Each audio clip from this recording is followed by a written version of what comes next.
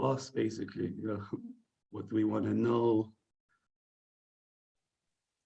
Can I ask a question? Yeah, Hi, Shammi. It's really nice to meet you. right, I'm going My to turn name my is Naha. volume up. One Yep. second. Can you hear me? Please go ahead. Okay, thank you. It's really nice to meet you, and thank you both. This is really a great opportunity for us and for the students. So my name is Noha. I'm curious about something. What would you say to parents today who find out, for example, that their child might have autism or might be anywhere on the spectrum? Yeah. What would you advise them to do, especially if they don't know anything about it and maybe all they know is misconceptions and or something from Yeah. movies, or what would you Yeah. say to them? I would say first of all, yeah, start with the basics, know what you're dealing with, know everything. Like you would go on down a rabbit hole of sort of like endless information about the disorder. And then let's just say if there are like 50 things written down, you probably relate to 40 of them is really about your child. But ultimately, the goal to go down or the journey you want to go down is that of personal development, basically, both for the parent and the child. Because the child needs to improve, but at the end of the day, the parent's personal development matters as well. It's because the child is always going to model the parent eventually. So most of them, they just put their child through that journey, but I would say both should do it, basically. Uh, but yeah, it's just a never-ending journey of personal development, just a journey of constant, never-ending improvement. The brain is plastic. It can grow, it can change, it can learn new things. That's the information you want to basically surround yourself with or go down that hole rather than all of the limitations sort of roles. Because yeah, you could go either way, basically. Very true. Thank you. No worries. Just a couple on the chat. I was just thinking if there were any questions. No, thank you so much for sharing this, and God bless you and happy birthday for Saturday, Shammi. There's a message. Thank you. Yeah. Yeah, I'll also add to that as well, because a lot of parents they try things, but then it doesn't work because like the latest findings in neuroscience, basically some guy in the 70s said it takes 21 days to form a habit. Yeah, has anyone ever heard of that? Yeah. Yeah, so it takes 21 days to form a habit. Maybe in those days when there was less technology, but nowadays to rewire the brain, you need a minimum 65 to 365 days to wire something in. And that might explain why, a lot of people, um, like let's say they start something, but a month later they're not doing it, or the New Year's resolution, okay, quite common. But like for me personally, like yeah, anyone like they start something for me, but then something on the third month happens, and they ultimately go back to their old habits and their old personality. But to yeah, completely rewire the brain, I would say go a minimum 100 days on a new behavior, a new habit. And it's no coincidence as well that like in our brain centers, we would always offer a minimum of a 3 month duration of working with someone because that's enough time to at least show them a new light, basically. So not 21 days, go minimum 100. Yeah, it makes sense because I mean Anything. we're all changing because of how much Yeah. we're using technology compared to 10 years ago, right? Yeah. Thank Oh you no, so because much for being here and for joining us. I just wanted to ask, you said that as a kid you had problems like when they explained something 50 times, you still wouldn't understand, right? How yeah. did you discover like how to learn? How did you overcome your own learning barriers? Okay, because basically, yeah, there are like I would say, yeah, there's only like a few things which would contribute to like someone not being able to learn. So okay, so someone with a disorder, it's on the weak cognition side. So basically there are 7 areas which make up how well you can learn or how well you thrive at life. If any of the 7 areas are weak, then you will struggle. So if my focus was weak, if I cannot process information, it doesn't matter how many times someone would ever say it to me, I just wouldn't process it. and they wonder why I don't remember it. No, I couldn't process it. Yeah. So that's just one thing which you can work on.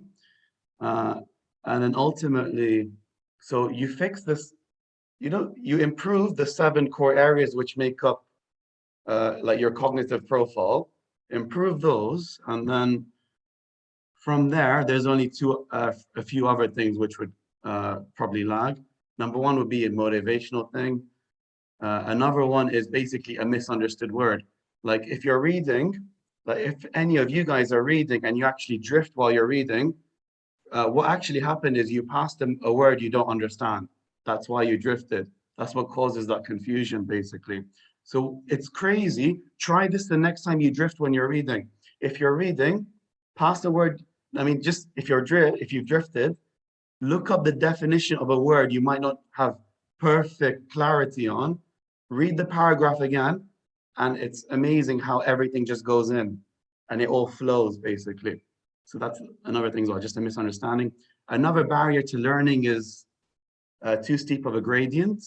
So let's say if I'm teaching someone numbers, and then later on I'm teaching the multiplication, it's like, nah, that's too steep of a gradient, So you have to make little incremental steps to be able to teach a multiplication, like maybe how to add first, maybe how one number affects another if they're added together, and then move on to the multiplication. Yeah, but it's mainly, yeah, just those basically is enough. And then there are all sorts of things you can get into as well, like memory tricks and whatnot. But I would say fix the underlying processor first. Yep. So I just wanted to ask, how did you get over the cultural stigma that is based in Dubai? And you went from feeling ashamed, as you said, and bashful, Yeah. to embracing it completely. What was the transition like? I think it was more just the little incremental gains every day. Like let's just say I couldn't read until I was 19, but at 19 when I was able to read, it's just those little wins. And it was mainly, yeah, it was basically attempting, but also when someone comes to, like, let's just say a center and like they're in that stigma, they're in that cycle, we like to show them a bit of success first, basically, because then that's how they're going to progress further. If you get them over the belief that they can't do something and you actually prove it to them, that's how you win them over, basically. That's how they get over the stigma. If I may just add as well, I think this is where the support, the ecosystem around you, I think is so important. I think one of the best things that as parents that we did was to accept we needed intervention. We needed intervention. And then our goal was to make the life of our son as comfortable as possible. Where we are today, I don't think if we could have gone down on our knees 10 years ago and asked for something, I don't think we could have dreamt of where we are today. So it just shows what having the support, having the help, recognizing you need help can do. And I think that was one of the most important things. And I think you raise a very good point. And I know where you're going with the point, because it is all that stigma, it is this, that, and the other. But I think if there's anyone out there that's watching, and if we can just send that message, Sonal, Shammi's mum and I, it's just to recognize as parents that you need help, and you're doing the best thing for your child by seeking that help. It's not going to go away. It doesn't just go away. Don't say it's nothing wrong or something, especially if, obviously, I'm talking about the prerequisites are done. You've had the tests, but yeah, that if I could just and it's back to self-development as well, because like I'll give you an example. Like, let's say I have someone who's 16 years old, 8 years behind his reading age.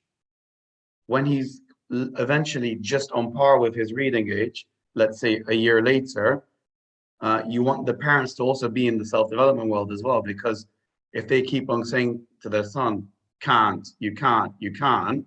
Eventually, when he can, and they're still saying you can't, then like, what's the problem? It's like basically the parents have to know, yeah, it's the way they come across as well, basically. You repeat something enough to someone, eventually it will become a belief again. And then, yeah, he might have the ability, but they're not the confidence eventually, because they keep going, that the parents haven't changed, only the son has changed. Basically. May I add something, please? Hello. Yeah. Is that okay? Of Yeah. course. We're not going to say no. So.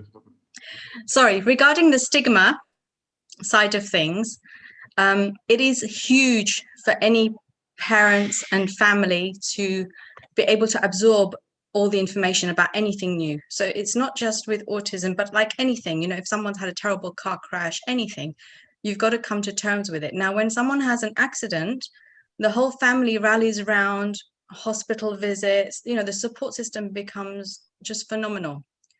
But when it comes to things like with learning disabilities or difficulties or autism, people, it's been like shoved under the carpet, so to speak. Yes, everyone's always you know, shutting the door on it, don't want to speak about it, they feel ashamed. It's because people don't know enough. What I would say is that if someone realizes that their child has a learning issue or any issue, the best thing is to talk about it, because if you start to speak to your closest, your nearest and dearest about it, you'll find that there's so much support and help out there, and that so many people are so aware nowadays, whereas before they weren't. Yeah. We found that with Shammi's situation, you know, my parents absolutely adore him, and he, you know, you know, he's absolutely the apple of their eye. And for them to accept and understand what autism is was big. It was huge. We shed a lot of tears, but they did too. But they really wanted to understand. So at first it was no way, how can this happen to us? You know, and it was terrifying. But when you explained it, and then you look at what, like we looked at what Shammi's like main symptoms, so to speak, are, what, you know, the things that we could see, and historically, you know, they understood it and they could see it, and then they wanted to know how they could help, you know. So that helps. I think it's a big thing, the stigma side of it that has been brought up, and I think everyone just needs to understand that people with autism have phenomenal skills, but it's just to find them.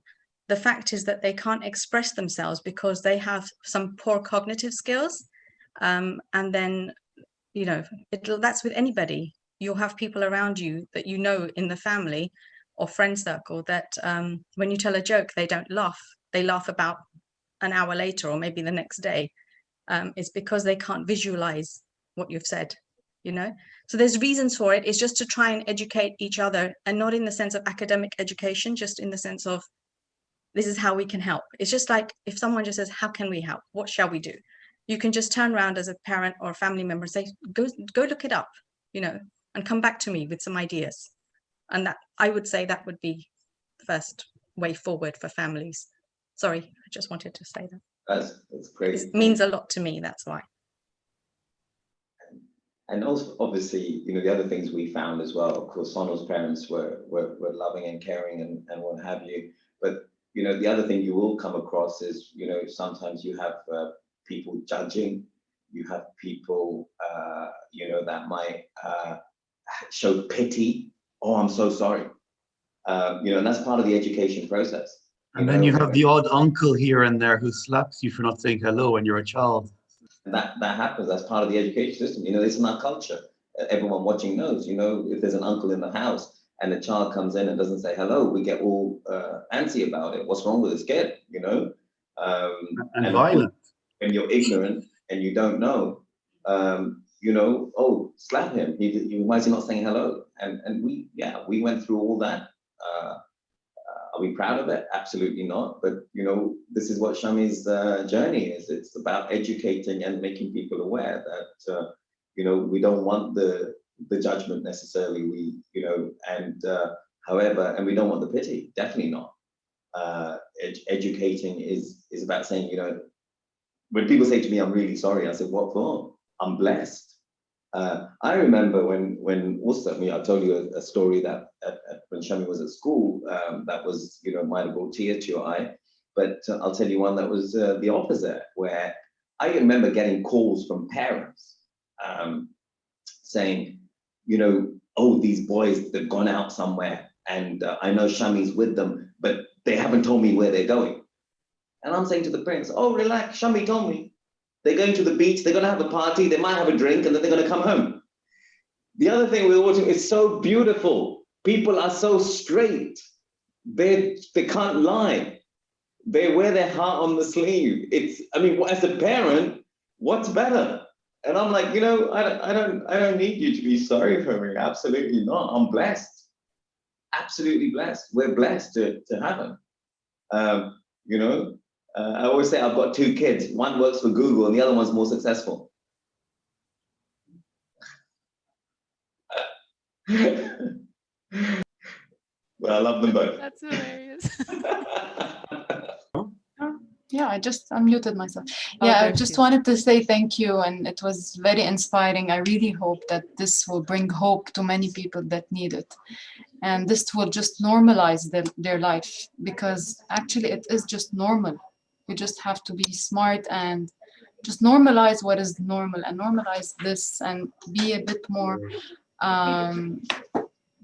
open to different ways of it. It was very inspiring. Thank you. And I really hope that this brings hope and for people that need it. Thank you. Thank you. Yeah, we're trying to create a sort of banister effect. If anyone's familiar with the banister effect, when basically everyone for many years said it's impossible to run a mile under 4 minutes, and Bannister broke the record. When he broke the record, literally a month later, 4 hours broke the record. Why? They thought it was possible. So that's what we've actually seen this in London a lot now. Yeah, the thing is, they just need to surround themselves with the right information, basically.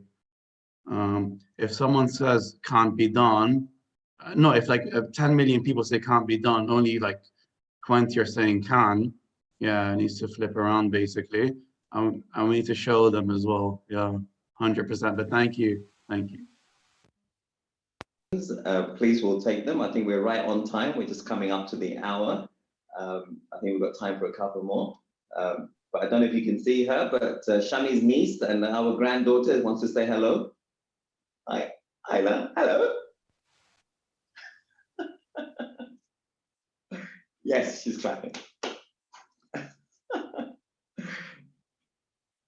Also, I just wanted to add, you know, about the whole cues thing when it comes to autism, not being able to pick up on social cues. I mean, you're coming off as very charismatic and well-spoken, like more so than most of the people in my life, at least. So. I think it's trained, yeah, as in you can train the brain to do anything, yeah, basically. But yeah, it wasn't like this, yeah, 8 years ago for sure. Yeah. Like, you know, for example, okay, because I have like all these like conditions under me, like I'm not, like I can't lead a normal life, like no matter how hard I've tried as well, because it takes me about, let's just say, a 2-hour routine to get my brain like wired for the day. A normal person just walks out of bed and they can read, they can do everything, but like I still like need like a 2-hour regime whereby, you know, I need to switch my brain like from literally theta brainwaves to like more alpha brainwaves so that I can function, or at least come across like I function, yeah, as an entrepreneur as well. And it was crazy as well, like in early career, like people would come to like the center, like which I was like the owner, and they were like, I'm like, yeah, so just tell me the problems of your son. And they were like, my son, well, he's kind of like you. And I was like, oh, okay, understand, yeah. But please rest assured, I won't be working with him, and one of our staff will, you know, like, yeah, that were kind of thing. But yeah, there was like loads of stuff along the journey as well, basically. So stuff like that, like meetings, where, yeah, I had to just to survive as an entrepreneur as well. You know? That's actually a very good example. When you improve someone's cognitive profile, their life changes. Like I couldn't read, but now that I can read, it's a hobby and I enjoy reading, whereas before did not enjoy reading. Why? Didn't have the cognitive ability, basically. Or that's a good example, like others as well. Let's just say they're at work, they could never ever do the number side of things, and then all of a sudden they enjoy it. So good examples of improving cognitive ability. Just got a, sorry, Shammi, I've just got a couple of messages coming through. If I can just read them out, please. Zara, thank you. That was truly beautiful to hear. Thank you so much for sharing your story again. Truly eye-opening, love. The talk was really informative and interesting. Thank you for spreading awareness about the focus on cognitive brain training rather than relying on medication. I just want to also say, look, you know one person with autism. I said this at the beginning, you know one person with autism. This is our journey. We're saying it from our heart, and we wanted to offer hope and support. Obviously, there's different things that are effective for different people. Yeah. And Shammi, there's a question. Right. Yeah, sorry, but with the medication as well, it actually helped because I would not have thought improving was possible. Medication at least showed me it's a little bit possible, but then I thought, okay, then we'll go natural. But otherwise, yeah, you needed something to believe it first. Yeah, sorry, go ahead. No, yeah, and you actually, your breakthrough on the day was, the change of life was when you forgot your medication and you said, I'm not going to rely on it for the rest of I don't want to be as good as my medication. So in a way, ironically, it kind of helped in a way, but yeah. So this is a question for you, please. And I'm not sure, how we answer this, but what are the first symptoms of autism at an early age? Okay. Yeah, so basically all of the things like every diagnostic, they have a description, all of the bullet points, but earliest I would say, yeah, the basics, like just missing key milestones, which their peers will probably go through. Let's just say someone like speaks by age 3, they might not speak until they're 7, stuff like that, or a lot of basically, compulsive behaviors. But I would say only worry about it, like let's just say after age 10, basically, because from literally age 0 to 7, any child, we should just program them with love, basically. Get more academic or more lifey after they have that as their foundation, basically. Because if love isn't the foundation, then all of the other issues will pile up down the line anyway. So just make sure that's key. Yeah, so those are like, yeah, the major ones is, those are the symptoms and that's what they would experience. I would just say, don't worry until after 10. There is the debate as well that, okay, early intervention is key, but I'm like, okay, but then as a baby, as someone very, very young, you're trying to force them into things, it's going to create a lot of, the word, like hostility, like in the future sort of thing. A hatred of life, basically, if you're forcing all the time.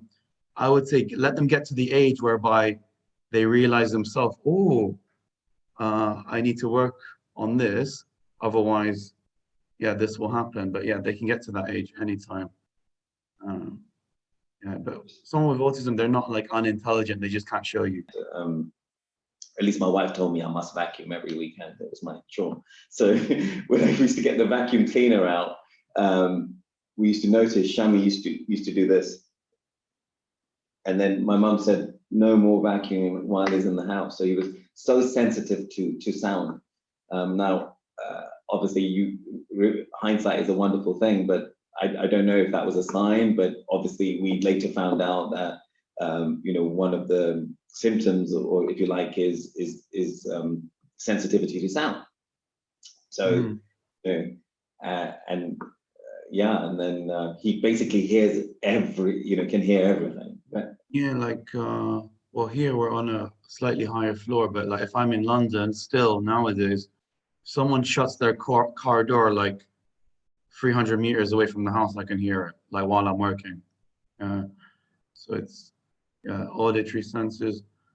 Yeah, because basically, and then that's the way as well, like how you can go down a rabbit hole with like disorders is basically, you could look at, okay, ultra sensitive to sound, gets shaken very easily by a pin dropping, or you can look at, okay, brain can filter if it needs to, and then you can train that ability and instill it later on. You can write the program later on if they choose to in cognitive development. Yeah.